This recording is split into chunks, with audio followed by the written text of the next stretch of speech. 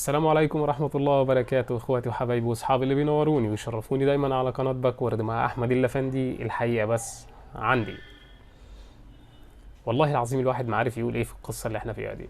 الموسم لسه ما بدأش، وضرب الاحداث بالجملة والتراشق والهجوم حتى في ابتعاد مرتضى منصور عن الساحة.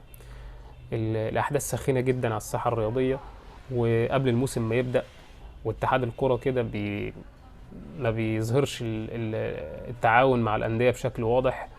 في كلام كتير جدا هنقوله، ولكن الأول صلوا على النبي عليه الصلاة والسلام. اللهم صل وسلم وبارك عليك يا سيدي يا حبيبي رسول الله. واشتركوا في القناة طبعا لو انتوا لسه مش مشتركين، وفعلوا الجرس على الكل عشان يوصلكوا كل جديد هنا أول بأول. وطبعا انتشر لايك للفيديو، يعني ده ذوق منك. موضوع الموسم اللي هيبدأ خلاص قريبا، النادي الأهلي الأول هيعمل معسكره في النمسا يوم 28/8 خلاص في خلال ساعات. والمهاجم الجديد خلاص يعني إعارة أحمد القندوسي رسميا لسيراميكا كليوباترا، فبالتالي إعلان المهاجم الجديد بتدخل من الخطيب قريبا وخلال ساعات. رسميا محمود الخطيب هو بنفسه اللي تولى الموضوع ده، لأن الموضوع زاد عن حده وطول قوي.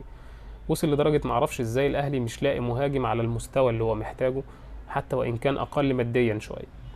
في أفريقيا مليانة، ولكن محتاجة عين تشوف. وأنا رأيي إن لجنة التخطيط مقصرة جدا جدا جدا. لجنة الكرة في النادي الأهلي، لجنة التخطيط بقالها كام يعني السنة اللي فاتت تحديدا، الانتقالات اللي فاتت كانت هي السبب في فشل كل الصفقات. شادي حسين، لعيبة كتير جات ومشيت ما عملتش أي حاجة.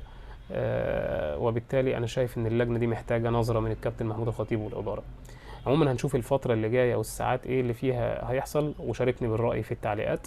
واشوفكم في فيديو جديد. تحياتي ليكم دايما مع احمد اللفندي. الحقيقة بس عندي، وما تنسوش لايك للفيديو. اشوفكم في رعاية الله دايما. تحياتي ليكم، سلام.